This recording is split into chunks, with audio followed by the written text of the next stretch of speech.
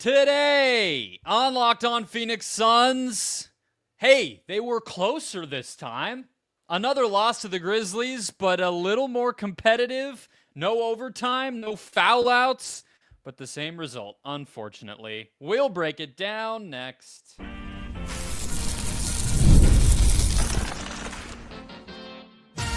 You are Locked On Suns, your daily Phoenix Suns podcast. Part of the Locked On Podcast Network, your team every day. Welcome back into Locked On Phoenix Suns. I'm Brendon Kleen, a staff writer at Awful Announcing and a credentialed Suns media member. Thank you for making Locked On Suns your first listen post-game, late Monday, early Tuesday. Don't forget Locked On Suns, free and available on all platforms, including YouTube. So click that follow or subscribe button. Do what thousands of other Suns fans have already done. Become an everydayer and get locked on to the Phoenix Suns right here each and every day. Today's episode is brought to you by the Locked On Suns daily newsletter. That's right, lockedondaily.com. Type that email address in. Free content straight to your inbox. Suns news, NBA news, analysis, fantasy advice, all in one place, right for you, free, and it supports us. Joining me, as always, from the Wild West Valley, my fellow Suns credentialed media member, how are we feeling? Late on a Monday night, Ben Garcia. I don't usually, at this point in the season, care about, well, of course I care, but I don't have so much emotion towards these losses anymore, especially these close gut-wrenching losses that feel like it just comes down to which team can get the bucket at the last second. But I wanted that win, and we'll get to in, some of the scuffle stuff that happened, but that was a little frustrating. I thought that was a moment for potentially the team to pick each other up, and it just didn't happen. That's frustrating.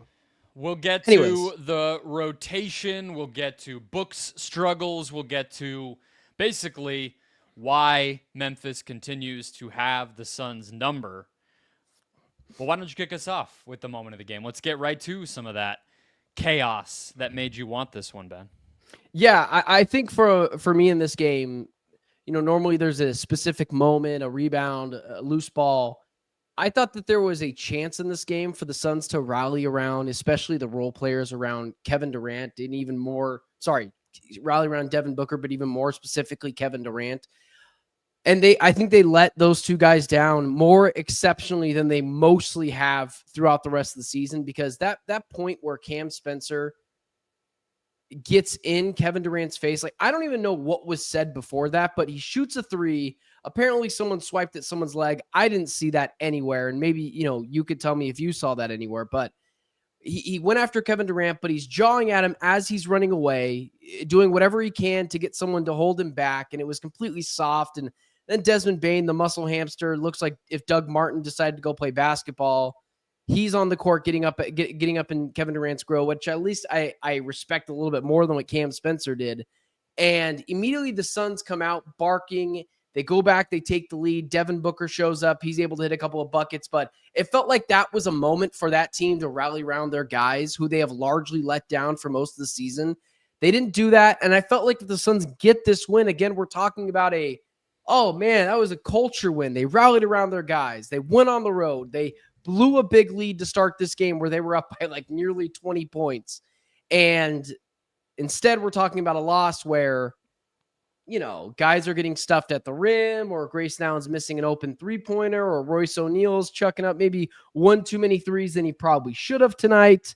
It's just kind of the same old song and dance. Colin Gillespie was, reverted back from Steve Nash to, I don't even know, Tyson Nash, if we're going just a cross-sport reference.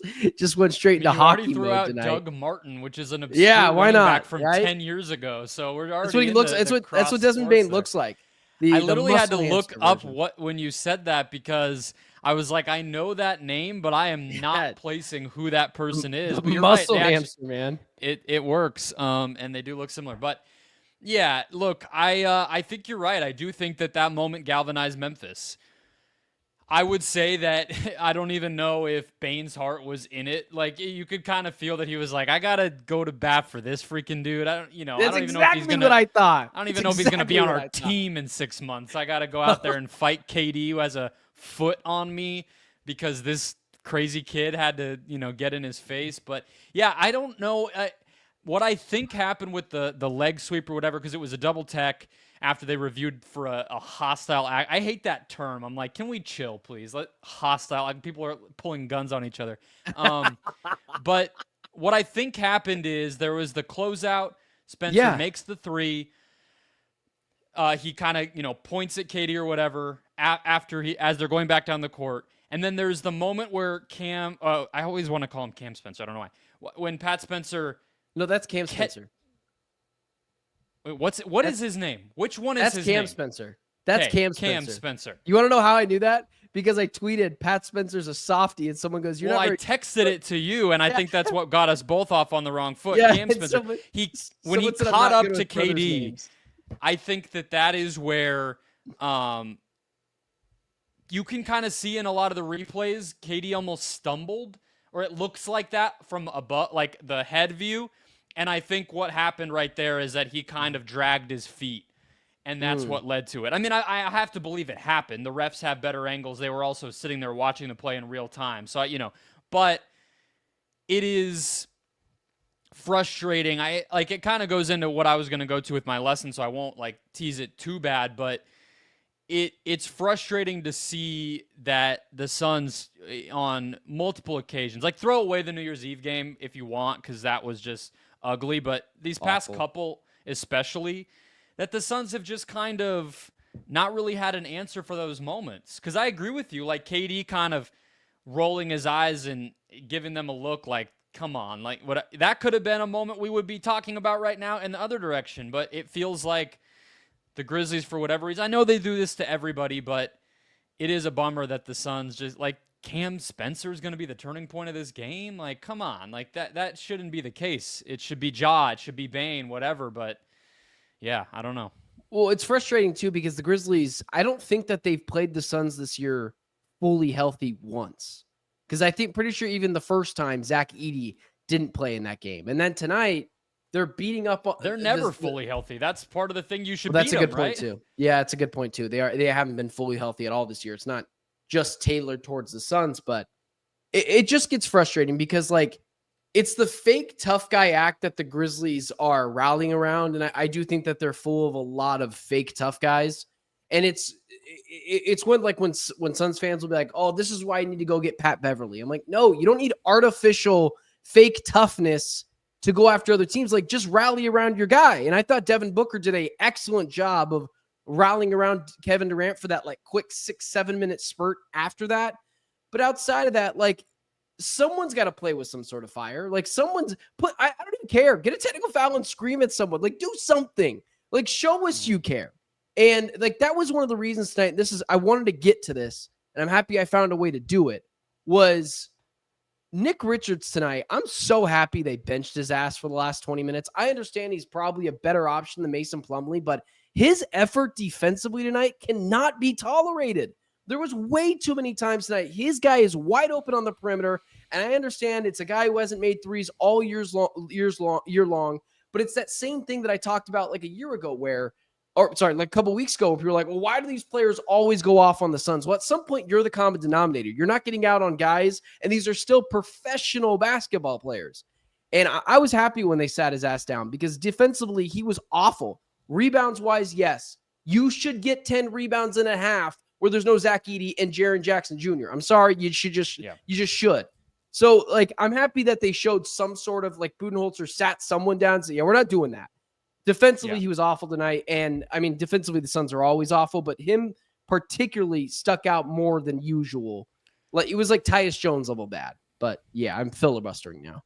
So my moment of the game was from 8 minutes to about 3 minutes in the second quarter. So one of the things that was different about this game from other recent Suns games and a lot of their losses this year was that they got out to a good start. They were up 8 after the first quarter. They were up 10 right away.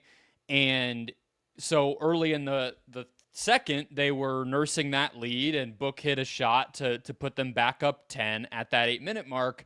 Then two of the guys you just mentioned, Tyus Jones and Nick Richards, checked into the game. And I don't think that's a coincidence that in the next 5 minutes, the Grizzlies went on a 16-6 run. And it also included and was led by one of the other people that you were just talking about, which was Cam Spencer. He hit a corner three not long after that. He had a steal that led to the G.G. Jackson dunk, I believe. At that point in time, he had another bucket down the stretch of that. And again, you look up and it's suddenly no lead at all. From a 10-point lead and you're feeling good to absolutely nothing because of some poor defense and random players going off and some mistakes by a couple of turnovers by Booker and Durant, bad pass by Nick Richards, transition buckets for the Grizzlies the other way. We talk about it a lot when it's like, well, the Suns, like even early in the season, because the Suns defense wasn't super great at that point, it was like, well, they're not blowing anybody out. They're 9-2, but they haven't had a great win. Or, you know, why can't they ever rest their stars? Like there's all these other ways when it comes where it comes up, but this was like a snapshot example of why those things do not happen, because they can't take a 5-point lead and make it a 15-point lead easily. They can't take a 10-point lead and make it a 20-point lead, or even keep the 10-point lead, because when you cannot defend and you give teams easy buckets, this is what happens. It doesn't matter if you start well. It doesn't matter if you have good runs of your own. The other team is always going to come back. The other team is always going to have something to say, and you're never going to be comfortable. And I think this was a perfect example, but also capped off by the fact that Tyus and Nick Richards were in there, who were two of the main culprits of the bad stuff tonight. But let's jump to our big takeaways, look at John Morant's big night, and more about what makes Memphis a rough matchup, obviously, for the Suns. Next. First, today's show brought to you by Skims. When I found out Skims was making underwear for men, well, all of us, frankly, on the podcast, Locked On Podcast Network, we're all a bunch of dudes. We're like, hold on, they're going to make stuff for us, and we get to try it out and wear it? What's going on here? We've heard about it for the ladies in our lives. We obviously know the NBA dudes had a line and a marketing campaign, but it's like, wait a second, everybody can do this? What's going on here? Everybody's had issues with underwear, though, whether that's comfort, the right style, fit, whatever it might be. And Skims men's line offers something for everybody, from boxer briefs to classic briefs, all designed with the perfect balance of comfort and style for everybody. I've tried the workout style and the regular style, and they are both like absolutely comfortable as can be. Like, you don't notice it in a good way. Like, you don't even think about it because it just fits so perfectly. It's so soft, it's so lightweight that it's almost like there's nothing down there, but obviously there is, because you put it on, it's there, but you're like, damn, okay, I did not know this was possible. So shop Skims Men's at skims.com/LockedOnNBA. Try it out for yourself. Let them know we sent you by going to the drop-down menu when you place your order and selecting podcast in the survey, and select our show in the drop-down menu that follows. Alrighty, we're keeping it rolling here. Don't forget to sign up for the Locked On Suns daily newsletter at LockedOnDaily.com. One more plug for that. Way to keep the lights on there with that ad read. Way to keep the lights on. I'm not exaggerating. They're in my stack. You were a late comer. You didn't get the Skims, so you're just jealous. I can tell. I know it's amazing. I know it's great. I'm thankful for the sponsorship, and they're amazing and all that great stuff. But it's just like, yeah, you don't even know you're wearing them. And I just got in my brain where I was like, do I ever think that I'm wearing underwear? And I go, I guess I do sometimes. Sometimes, if it's the right pair. All right. So why don't you start it off with your takeaway from this one, because I think it's on a lot of people's minds. Yeah, I'm happy we didn't go too far down the road without talking about this, but I think what I learned tonight is there's 17 games left. I don't think Coach Bud is going to give Ryan Dunn consistent minutes for the rest of the year. And by consistent minutes, I mean, like, what's not consistent is he gets 6 minutes here next game for God knows what reason, and then he doesn't play for another 5 games, and then he gets another 8, and he doesn't play for another 5, and then by that point, the season's over. Like, those little sporadic minutes, or like tonight where they needed to get a stop, and they got a stop, and they put Ryan Dunn in the game really late in the game, that's when he's going to be used. That doesn't count for me. He is not going to get consistent 12 to 15 minutes a night ever for the rest of the season. I don't know why. I thought Gerald Bourguet of PHNX Suns put it out there very well, which was there are other guys on the Suns bench, And Budenholzer is just going directly out of his way to not put Ryan Dunn in the game. Like, I had mentioned this to you pregame, and you had kind of mentioned to me as well, pre-show. And I was saying, like, Colin Gillespie's getting like somewhat consistent minutes over the past week and a half, and Ryan Dunn's not. And I understand Colin Gillespie was awesome against the Clippers. I gotta be honest with you, I didn't see a ton of the game. I was bedridden sick. And it just didn't happen at that point to need to go back and study Colin Gillespie's game. I watched the highlights. I saw what happened. But for the most part, Colin Gillespie is what he is. He's a guy. He's a third-string point guard, kind of a fun guy to have on your team. But I don't think he's ever going to change the landscape of the Suns. Ryan Dunn is a young 22-year-old who plays really well defensive-wise, and I think has had more spots where he's been more effective than Colin Gillespie has all year. Like, to me, Bud is going out of his way to not play Ryan Dunn, and it doesn't make any sense because in the moment where they needed a stop, they went to Dunn, but in the moments in the game where the Suns needed stops earlier in it, they don't go to Ryan Dunn, so none of it makes any sense. Yeah. But he's, for lack of better words, in the dungeon. That's where Ryan Dunn is. Yeah, look, I mean, so he hasn't gotten consistent minutes since January 25th. So it's not coming. That's not my takeaway from this game, frankly.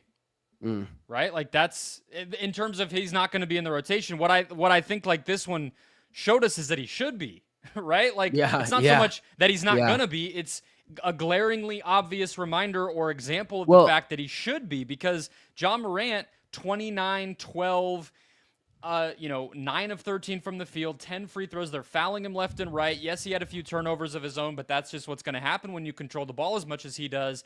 And late in the game, getting to his floater left and right. Frankly, Scottie Pippen getting to the floater that he got to, you'd like to see some defense out there. And again, like, I hear you, the rotation every night feels like you can always pick nits in it because we know Beal's going to take 1 out of every 5 games off at the very least, and any number of other things have happened. So it's like, okay, tonight, if Beal's not in there, I'm sure Bud would tell you, well, Gillespie got minutes because a guard was there. Because, frankly, Gillespie hasn't exactly been a mainstay. I know you said he's been getting consistent. He really hasn't been. He got minutes that one game in the fourth quarter because they were desperate. And this is really the first game since then that he's gotten a real run. To be fair, I did say a week and a half. Yeah, but yeah. It's not like Gillespie's taking Ryan Dunn's minutes, is my point. If you were to my look point at is that he went out of his way to play someone else. That's my point. But I'm sorry. Yeah. But look, you're good to push back. We're talking it through, but like, it's not even so much like looking at who else is getting minutes. I get like, well, okay, somebody has to lose minutes if Dunn's going to get them. So obviously you kind of have to do that. Ryan Dunn is not only a prospect worth developing, like you pointed out, he is also a player who would help the team. And so I don't even care where the minutes are coming from. It should just be a priority that he is on the court. That's kind of like the way that I would put it. Even, frankly, I mean, Bol is the obvious one if you're going to make me pick.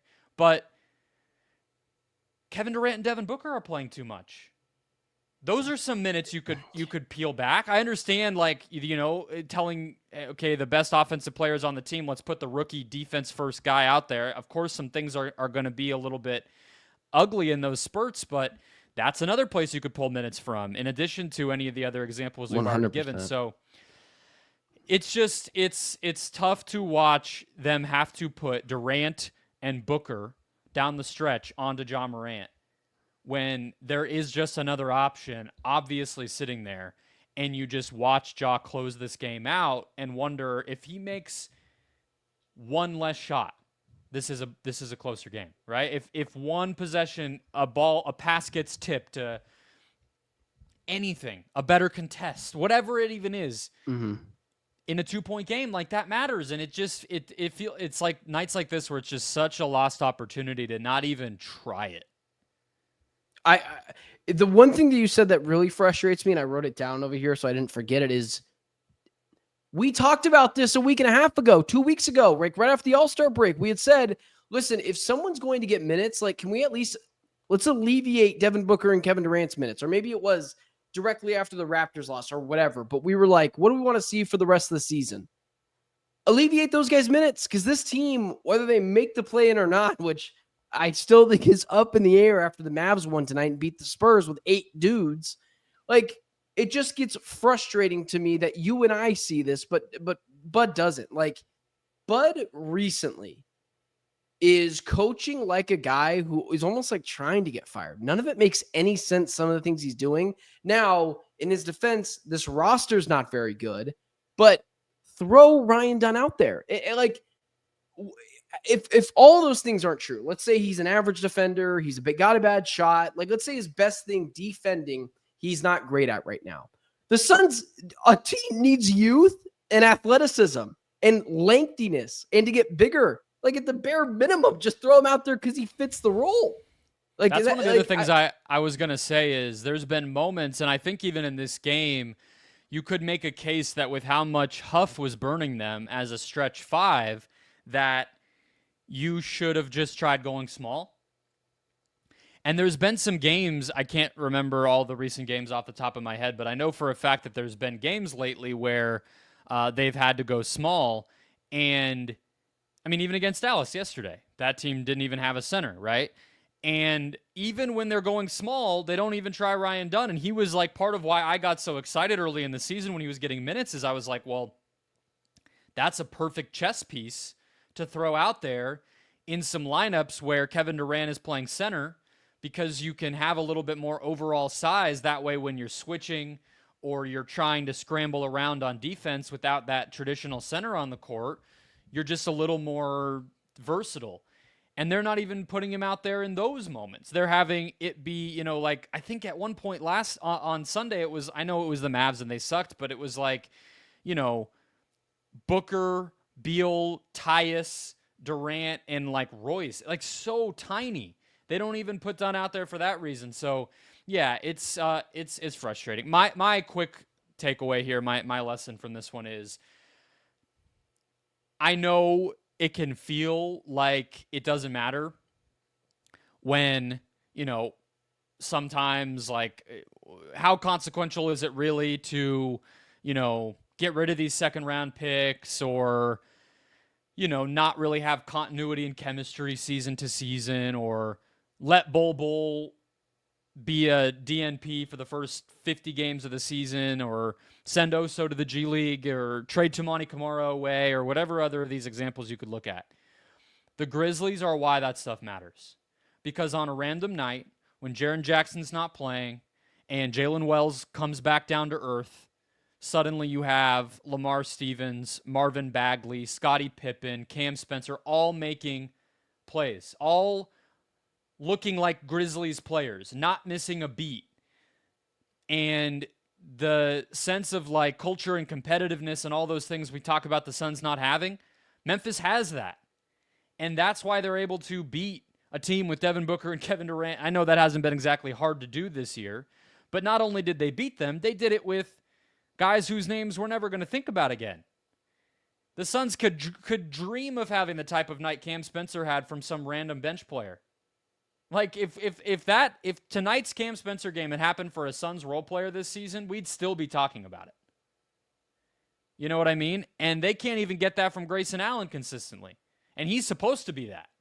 So it's just like, I guess I like to take these examples to point out when we're talking about random minutia and stuff on the margins during the summer, when the Suns trade away another second-round pick, or they cut this player for money reasons, or they do this and that because they're just so transaction crazy. Keeping guys around and developing them and having them build as part of something can actually come back to help you out. All right. Magic number of the game, looking at Devin Booker next.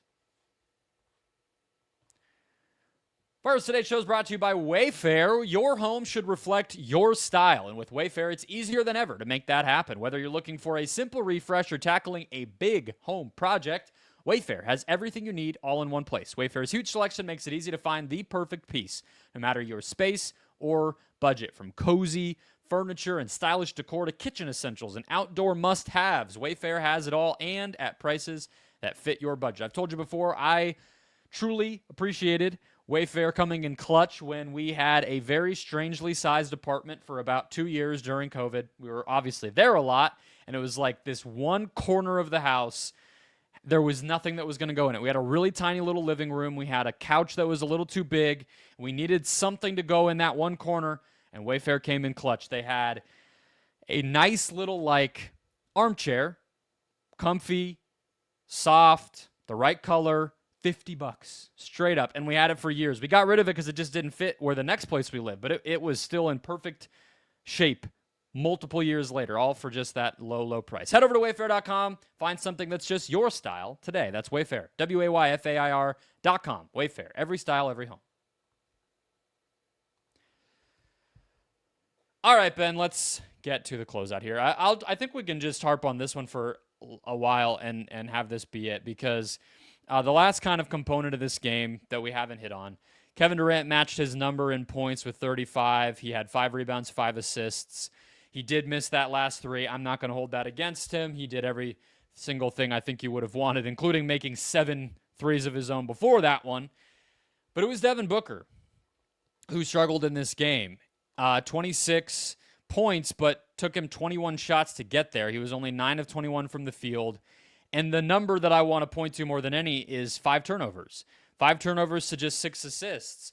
And in the biggest moments of this game, including after a challenge late and other moments that I'm sure are coming to people's minds as I talk about those turnovers, and maybe you have one in your head, Ben, there were too many costly mistakes from Booker in this game to take it home. Yes, the defense was bad. Yes, every game is high scoring and close because of all those problems we always talk about with the Suns, but they had a chance to win it. And I think if Booker is a little more efficient and cleaner with the basketball, they do win it. I mean, it's kind of the same old song and dance we've talked about all year. Booker isn't holding onto the ball effectively. At times, Kevin Durant's not either. There were too many times tonight, especially from Booker, where it just felt like hero ball. Not setting up an offense. It's just stagnant. It's running around screens that Mason Plumlee is kind of half-heartedly putting out there because they consistently get called for these illegal screens. But I mean, the thing for me, I think mostly in this game is once again, I mean, I know we're harping on the turnovers, but you look at it total-wise, the Suns had 16 turnovers tonight to the Memphis Grizzlies 15, but the problem is they had 27 of those points conceded off turnovers. Now it's 20 points the other way with the Grizzlies, but this is a 7-point difference. You erase that gap, you win this game, and then again, we're talking differently about this Suns team. But it's the little things that they don't do well, like turnovers, like getting points off of turnovers, like taking care of the basketball. It's all those things, man. So, you know, we've harped on it before. It's like someone's got to help Kevin Durant out a little bit here. And for a little bit there, I thought Devin Booker did, but outside of him, no one else did. Yeah, it takes me back to that stretch in the second quarter that I highlighted as my moment where they lost their 10-point lead in that stretch of time. I know it started with Booker coming into the game and hitting a couple shots to give them that 10-point lead, but in that 5-minute span when they lost it, he had 2 fouls, a turnover, and a missed free throw.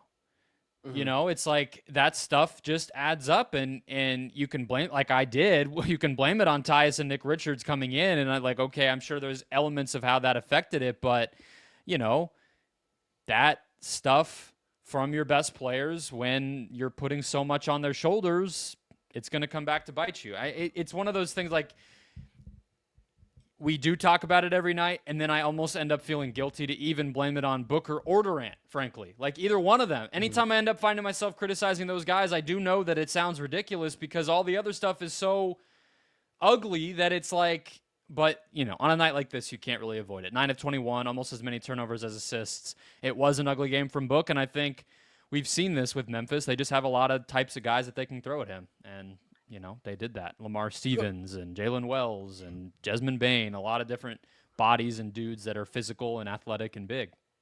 Well, it's an interesting point that you make up about well, you shouldn't go after Kevin Durant or Devin Booker so much because, you know, for whatever reason, they're both awesome. We know how good Devin Booker, Kevin Durant, and before he turned into PTO man, Bradley Beal, we know how good those guys are. we hold them to a higher standard Yeah. than we do, say, the I'm other not guys. saying I don't That's my like point. criticizing them because they're cool, good players who I think I want to keep their egos intact. I'm saying it feels a little bit ridiculous to criticize somebody who had 26, 9, and 6, or who had 35, 5, and 5 in a 2-point loss when so many other things went poorly. I'm not trying to like give them a kiss on their mouth to make them feel good. I'm saying like they're the only two guys who can do freaking anything. So to pick nits in their performance, like with KD missing that final 3-pointer or the little moments I just collected up with Book, it almost just feels like I'm searching at a certain point because I'm holding them to that high standard, which you're right, holding them accountable, yes, but like, I'm just saying I more was saying that whole thing to say that it's part of what's just so infuriating about watching this team is you just like spin yourself in a circle trying to like understand it. And I think part of it is because we have to do it on a daily basis. So we're sort of like, we don't want to say the same things every night, but anyway. Oh yeah, I mean, you and I but that's where you and I are consistently bickering in text about like what it is we're going to talk about because it's the same 5 things with this team. Like, what do you want me to do? Yell at Colin Gillespie? Like, he's not going to be here next year. What do you want me to do? Yell at Bol, which, by the way, Bol, when he's not a threat offensively, boys, he become a bit of a liability on every other end of the game. But I mean, he's still better than Mason. Yeah, I think the 15 to 20 minutes, whatever it ends up looking like for him, should probably still be there. Maybe more on the lower end of that, but it might be time to pull the starting. I don't know. I don't know about that because what are you gonna do? Who are you gonna throw in there next? Royce? Yeah, maybe Royce. All right, why not? It might make it easier to give Dunn some of those minutes if Bol is not starting, and then he just gets spoon-fed those minutes, right? You know what I mean? It's kind of easier to pull the plug on somebody if they're not playing well, if they're not starting. I don't know, but you want to send him to Alcatraz? All right, sounds good. No, I want him to play. I just want him to play off the bench. That's all. Well, all that's right, not what. Bud is letting you pick between one or the other. You're not getting both. Yeah. True. It's 8 guys, maybe 9 if we ask really nice. That's kind of where it is right now. All right, that'll wrap us up. Hit follow, subscribe if you haven't already. Become an everydayer. We got another game Wednesday night against Houston. That should be delightful to see how that goes, knowing how those games have gone lately. But keep it right here. We'll recap it, so maybe you don't even have to watch it. More news and rumors and everything else throughout the week. We'll talk to you then.